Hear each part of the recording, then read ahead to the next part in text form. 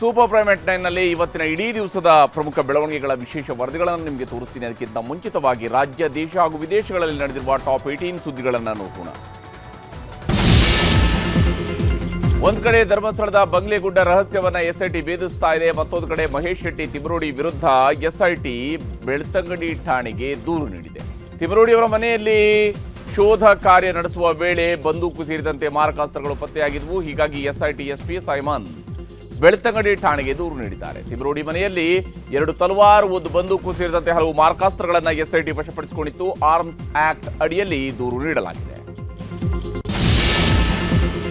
ಜೈಲಿನಲ್ಲಿರುವ ದರ್ಶನ್ಗೆ ಕನಿಷ್ಠ ಸೌಲಭ್ಯ ನೀಡುವಂತೆ ಕೋರ್ಟ್ ಸೂಚಿಸಿತ್ತು. ಆದರೆ ಜೈಲಾಧಿಕಾರಿಗಳು ಯಾವುದೇ ಸೌಲಭ್ಯ ನೀಡುತ್ತಿಲ್ಲ ಎಂದು ದರ್ಶನ್ ಕೋರ್ಟ್ ಮೆಟ್ಟಿಲೇರಿದ್ರು. ಅರ್ಜಿ ವಿಚಾರಣೆಯ ವೇಳೆ ದರ್ಶನ್ ಪರ ವಕೀಲ ಸುನೀಲ್ ಜೈಲಿನ ಅಧಿಕಾರಿಗಳ ವಿರುದ್ಧ ಗಂಭೀರ ಆರೋಪವನ್ನ ಮಾಡಿದ್ರು. ದರ್ಶನ್ ಪಕ್ಕದ ಸೆಲ್ನಲ್ಲಿರುವ ಪಾಕಿಸ್ತಾನದವರಿಗೆ ಚೆಸ್, ಕ್ಯಾರಂ ನೀಡಿದ್ದಾರೆ, ಆದರೆ ದರ್ಶನ್ಗೆ ಯಾವುದೇ ಸೌಲಭ್ಯ ನೀಡಿಲ್ಲ ಅಂತ ಹೇಳಿದ್ರು. ಸರ್ಕಾರದ ಪರವಾಗಿ ವಕೀಲ ಸಚಿನ್ ಪ್ರತಿವಾದ ಮಾಡಿದ್ರು. ಎರಡೂ ಕಡೆಯ ವಾದ ಪ್ರತಿವಾದ ಆಲಿಸುವ ಕೋರ್ಟ್ ಸೆಪ್ಟೆಂಬರ್ 19ಕ್ಕೆ ಆದೇಶವನ್ನು ಕಾಯ್ದಿರಿಸಿದೆ. ಮುಡಾದಲ್ಲಿ ಅಕ್ರಮ ನಿವೇಶನ ಹಂಚಿಕೆ ಆರೋಪದಡಿ ಹಿಂದಿನ ಆಯುಕ್ತ ದಿನೇಶ್ ಕುಮಾರ್ ಅವರನ್ನ ಇಡಿ ಬಂಧಿಸಿದೆ. ನಂತರ ಕೋರ್ಟ್ಗೆ ಹಾಜರುಪಡಿಸಿ ಹೆಚ್ಚಿನ ವಿಚಾರಣೆಗೆ ಸೆಪ್ಟೆಂಬರ್ 26ರವರೆಗೆ ಕಸ್ಟಡಿಗೆ ಪಡ್ಕೊಂಡಿದ್ದಾರೆ. ದಿನೇಶ್ ಹಾಕಿಕೊಂಡಿದ್ದ ಮಧ್ಯಂತರ ಜಾಮೀನು ಅರ್ಜಿ ವಜಾಗೊಂಡಿದ್ದು ಸೆಪ್ಟೆಂಬರ್ 22ರಂದು ಆಕ್ಷೇಪಣೆ ಸಲ್ಲಿಸಲು ಇಡಿಗೆ ಜನಪ್ರತಿನಿಧಿಗಳ ಕೋರ್ಟ್ ಸೂಚಿಸಿದೆ. ದಲಿತ ಮಹಿಳೆಯರ ಬಗ್ಗೆ ಅವಹೇಳನಕಾರಿಯಾಗಿ ಮಾತನಾಡಿದ ಯತ್ನಾಳ್ಗೆ ಹೈಕೋರ್ಟ್ ಬಿಗ್ ರಿಲೀಫ್ ನೀಡಿದೆ. ಅಟ್ರಾಸಿಟಿ ಕಾಯ್ದೆಯಡಿಯಲ್ಲಿ ಕೊಪ್ಪಳದಲ್ಲಿ ದಾಖಲಾಗಿರುವ ಎಫ್ಐಆರ್ ಪ್ರಶ್ನಿಸಿ ಯತ್ನಾಳ್ ಸಲ್ಲಿಸಿದ ಅರ್ಜಿಯನ್ನು ವಿಚಾರಣೆ ನಡೆಸುವಂತಹ ಹೈಕೋರ್ಟ್ ಯತ್ನಾಳ್ ವಿರುದ್ಧ ಬಲವಂತದ ಕ್ರಮ ಕೈಗೊಳ್ಳದಂತೆ ಆದೇಶ ಹೊರಡಿಸಿದೆ. ಅಲ್ಲದೆ ಪೊಲೀಸರ ತನಿಖೆಗೆ ಸಹಕರಿಸಲು ಯತ್ನಾಳ್ಗೆ ಸೂಚಿಸಿದೆ. ರಾಜ್ಯದಲ್ಲಿ ಯಾವುದೇ ಬಿಪಿಎಲ್ ಕಾರ್ಡ್ಗಳನ್ನು ರದ್ದು ಮಾಡುವುದಿಲ್ಲ, ಆದರೆ ಅನರ್ಹರನ್ನು ಗುರುತಿಸಿ ಅವರ ಕಾರ್ಡ್ಗಳನ್ನು ಎಪಿಎಲ್ಗೆ ವರ್ಗಾಯಿಸುತ್ತೇವೆ, ಹೀಗಂತ ಆಹಾರ ಸಚಿವ ಕೆಎಚ್ ಮುನಿಯಪ್ಪ ಸ್ಪಷ್ಟನೆ ನೀಡಿದ್ದಾರೆ. ಮುಂದಿನ ತಿಂಗಳು ಹೊಸ ಬಿಪಿಎಲ್ ಕಾರ್ಡ್ಗಳಿಗೆ ಅರ್ಜಿ ಆಹ್ವಾನಿಸಲಾಗಿದೆ. ಇದೇ ವಿಚಾರವಾಗಿ ಕಲಬುರಗಿಯಲ್ಲಿ ಮಾತನಾಡಿರುವ ಮುಖ್ಯಮಂತ್ರಿ ಸಿದ್ದರಾಮಯ್ಯ, ಅರ್ಹರು ಒಂದು ವೇಳೆ ಬಿಟ್ಟು ಹೋಗಿದ್ರೆ ಅವರನ್ನ ಮತ್ತೆ ಬಿಪಿಎಲ್ ಕಾರ್ಡ್ಗೆ ಸೇರ್ಪಡೆ ಮಾಡ್ತೇವೆ ಅಂತ ಹೇಳಿದ್ದಾರೆ.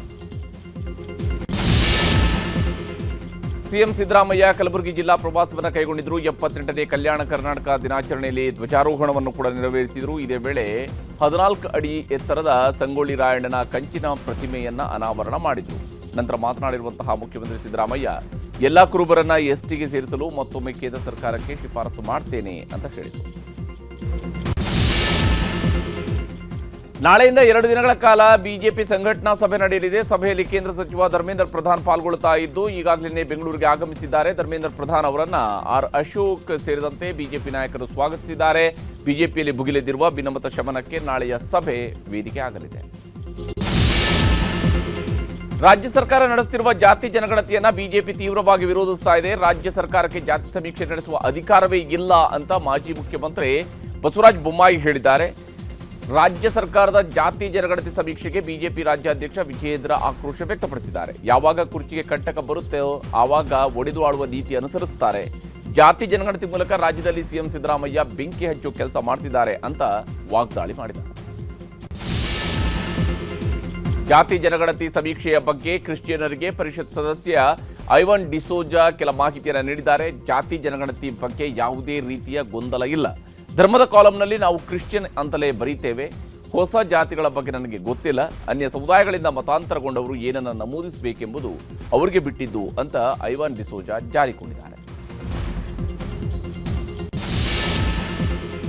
ಜಾತಿ ಜನಗಣತಿ ಸಮೀಕ್ಷೆ ಸಂಬಂಧ ಕಾನೂನು ಸಚಿವ ಎಚ್.ಕೆ. ಪಾಟೀಲ್ ಸ್ಪಷ್ಟನೆ ಕೊಟ್ಟಿದ್ದಾರೆ. ಇದು ಬಹಳ ಸೂಕ್ಷ್ಮ ವಿಷಯ, ಅನಗತ್ಯ ಗೊಂದಲ ಸೃಷ್ಟಿ ಮಾಡಬಾರದು. ಧರ್ಮ ಜಾತಿ ಒಡೆಯುವ ಉದ್ದೇಶ ಸರ್ಕಾರಕ್ಕೆ ಇಲ್ಲ. ರಾಜಕೀಯ ಮಾಡೋದಕ್ಕೆ ಯಾರು ಆರೋಪವನ್ನು ಮಾಡ್ತಾ ಇದ್ದಾರೆ ಎಲ್ರಿಗೂ ಸಾಮಾಜಿಕ ನ್ಯಾಯ ಕೊಡಿಸೋದಕ್ಕೆ ಸಿದ್ದರಾಮಯ್ಯ ಜಾತಿ ಜನಗಣತಿ ಸಮೀಕ್ಷೆಯನ್ನು ಮಾಡಿಸ್ತಾ ಇದ್ದಾರೆ ಅಂತ ಹೇಳಿದ್ದಾರೆ. ಮಾಲೂರು ಶಾಸಕ ಕೆ.ವೈ. ನಂಜೇಗೌಡರ ಶಾಸಕ ಸ್ಥಾನವನ್ನ ನಿನ್ನೆ ಹೈಕೋರ್ಟ್ ಅಸಿಂಧುಗೊಳಿಸಿದೆ. ಈ ಬಗ್ಗೆ ಕೆ.ವೈ. ನಂಜೇಗೌಡ ಮಾತನಾಡಿದ್ದು, ಅಸಿಂಧು ತೀರ್ಪು ವಿರುದ್ಧ ನಾಳೆಯೇ ಸುಪ್ರೀಂ ಕೋರ್ಟ್ನಲ್ಲಿ ಮೇಲ್ಮನವಿಯನ್ನು ಸಲ್ಲಿಸುತ್ತೇನೆ ಅಂತ ಹೇಳಿದರು. ಇನ್ನು ಮತಗಳ್ಳತನ ಆರೋಪವೆಲ್ಲ ಸುಳ್ಳು, ಈಗಿನ ಗೆಲುವಿನ ಅಂತರದಲ್ಲೇ ನಾನು ಮತ್ತೆ ಗೆಲ್ತೇನೆ ಅಂತ ಹೇಳಿದ್ದಾರೆ. ವಿಜಯಪುರದ ಚಡಚಣ ಎಸ್ಬಿಐ ಬ್ಯಾಂಕ್ನಲ್ಲಿ ನಿನ್ನೆ ದರೋಡೆಯಾಗಿತ್ತು. ದರೋಡೆಯ ವೇಳೆ ಕಳ್ಳರು ಹೊತ್ತೊಯ್ದ ವಸ್ತುಗಳ ಮೌಲ್ಯ ಇಂದು ಗೊತ್ತಾಗಿದೆ. ಬ್ಯಾಂಕ್ಗೆ ನುಗ್ಗಿದ ಕಳ್ಳರು ಬರೋಬ್ಬರಿ 1 ಕೋಟಿ ರೂಪಾಯಿ ಹಣ ಹಾಗೂ 20 ಕೆಜಿಯಷ್ಟು ಚಿನ್ನವನ್ನು ದೋಚಿ ಪರಾರಿಯಾಗಿದ್ದು ಆರೋಪಿಗಳು ಇದುವರೆಗೂ ಪತ್ತೆಯಾಗಿಲ್ಲ. ಬ್ಯಾಂಕ್ನಲ್ಲಿ ಠೇವಣಿ ಚಿನ್ನಾಭರಣ ಇಟ್ಟಂತಹ ಗ್ರಾಹಕರು ಕಂಗಾಲಾಗಿದ್ದು ಬ್ಯಾಂಕ್ ಮುಂದೆ ಕಣ್ಣೀರು ಹಾಕ್ತಾ ಇದ್ದಾರೆ. ಉತ್ತರ ವಲಯ ಐಜಿಪಿ ಚೇತನ್ ಕುಮಾರ್ ಸಿಂಗ್ ಭೇಟಿ ನೀಡಿ ಮಾಹಿತಿಯನ್ನು ಪಡ್ಕೊಂಡಿದ್ದಾರೆ. ಮಾಜಿ ಮುಖ್ಯಮಂತ್ರಿ ಡಿ.ವಿ. ಸದಾನಂದಗೌಡರ ಬ್ಯಾಂಕ್ ಖಾತೆ ಹ್ಯಾಕ್ ಆಗಿದೆ. ಡಿವಿಎಸ್ ಅವರ 3 ಬ್ಯಾಂಕ್ ಖಾತೆ ಹ್ಯಾಕ್ ಮಾಡಿರುವಂತಹ ಕದಿಮರು 3 ಬ್ಯಾಂಕ್ ಖಾತೆಗಳಿಂದ 1 ಲಕ್ಷ ರೂಪಾಯಿ ಹಣವನ್ನು ತಮ್ಮ ಖಾತೆಗೆ ವರ್ಗಾಯಿಸಿಕೊಂಡಿದ್ದಾರೆ. ಈ ಬಗ್ಗೆ ಪೊಲೀಸ್ ಆಯುಕ್ತರಿಗೆ ಸದಾನಂದಗೌಡರು ದೂರು ನೀಡಿದ್ದಾರೆ. ಇವಿಎಂ ಮತಪತ್ರಗಳ ವಿನ್ಯಾಸ ಮತ್ತು ಮುದ್ರಣದಲ್ಲಿ ಬದಲಾವಣೆ ಮಾಡುವುದಕ್ಕೆ ಕೇಂದ್ರ ಚುನಾವಣಾ ಆಯೋಗ ಮುಂದಾಗಿದೆ. ಇದೇ ಮೊದಲ ಬಾರಿಗೆ ಮತಪತ್ರಗಳಲ್ಲಿ ಸುಲಭವಾಗಿ ಓದಲು ಮತದಾರ ಸ್ನೇಹಿ ಮತಪತ್ರಗಳನ್ನು ಬಿಡುಗಡೆ ಮಾಡುವುದಾಗಿ ಹೇಳಿದೆ. ಜೊತೆಗೆ ಇವಿಎಂಗಳಲ್ಲೇ ಅಭ್ಯರ್ಥಿಗಳ ಕಲರ್ ಫೋಟೋ ಹಾಕುವುದಕ್ಕೆ ತೀರ್ಮಾನಿಸಿದ್ದು ಬಿಹಾರ ವಿಧಾನಸಭಾ ಚುನಾವಣೆಯಿಂದ ಇದು ಜಾರಿಗೆ ತರಲು ಮುಂದಾಗಿದೆ. ಆಂಧ್ರಪ್ರದೇಶದ ನೆಲ್ಲೂರಿನಲ್ಲಿ ಭೀಕರ ಅಪಘಾತ ಸಂಭವಿಸಿದೆ. ಕಾರಿಗೆ ಟ್ರಕ್ ಡಿಕ್ಕಿ ಹೊಡೆದಿದೆ. ಅಪಘಾತದಲ್ಲಿ ಒಂದೇ ಕುಟುಂಬದ 7 ಮಂದಿ ಮೃತಪಟ್ಟಿದ್ದಾರೆ. ಮೃತಪಟ್ಟವರನ್ನ ನೆಲ್ಲೂರಿನವರು ಅಂತ ಗುರುತಿಸಲಾಗಿದೆ. ಅಪಘಾತದ ಬಳಿಕ ಟ್ರಕ್ ಚಾಲಕ ಎಸ್ಕೇಪ್ ಆಗಿದ್ದಾನೆ.